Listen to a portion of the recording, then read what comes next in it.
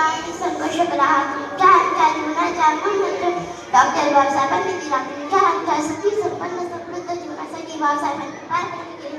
गाण काढला, रक्ताची पाणी केले, झगडले, झुंजले, तुझे बाबासाहेबांच्या दिसला.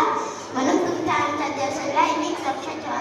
अरे कायदे तपटला, रामदार झाले, खासदार झाले, मंत्री झाले, मुख्यमंत्री झाले, आले तसे निघून गेले, पण एक नाव चिरंतन राहिलं, ते नाव म्हणजे डॉक्टर बाबासाहेब आंबेडकर.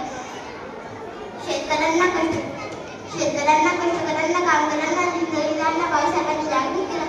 त्यांना स्वतःच्या हक्काची, बुद्धीची, बळाची, ताकदीची जाणीव करून दिली. मग लहानातून बनावनातून, गावागावातून, डोंगरदऱ्यातून हातात लेखणी घेऊन हा समाज बाहेर पडला. कोणी वकील झालं, कोणी इंजिनियर झालं, कोणी डॉक्टर झालं, कोणी कलेक्टर झालं. म्हणूनच बनता सर्कसमधल्या बंदुकी तुझ्यावर आणि हंटेच्या जागेवर अनेक माणसांना वागा करून मिळाले. जगाला शिकवणारे अनेक माणसं मी पाहिले, पण कसलाही ते कशिवाय सामान्य माणसाला वाघ म्हणून जगाला शिकवणारे एकच वाघ मी पाहिला. त्या वाघाचे नाव डॉक्टर बाबासाहेब आंबेडकर.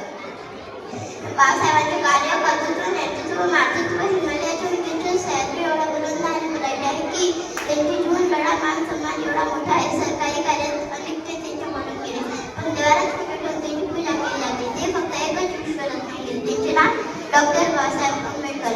बाबासाहेबांची जीवन लढा, मान सन्मान एवढा मोठा आहे की सरकारी या जयंती सोहळ्यानिमित्त मी एवढंच म्हणेल, बाबासाहेब तुम्ही नवसात पार देव नव्हे, कुठल्याही गलीचे राजा नव्हे, रामायण महाभारतातील पात्र नव्हे की तुमचे नावे एप्रिल महिना जागरण नव्हे तर जागरण होते. शिक्षणाच्या हक्कापासून, स्वातंत्र्याच्या हक्कापासून, समतेच्या हक्कापासून दूर ठेवलेला हा समाज तुमच्या आचार, विचार, संस्कार जिवंत ठेवत आहे. तोपर्यंत जन्म सुरतार आहे, तोपर्यंत जलन ठेवत आहे.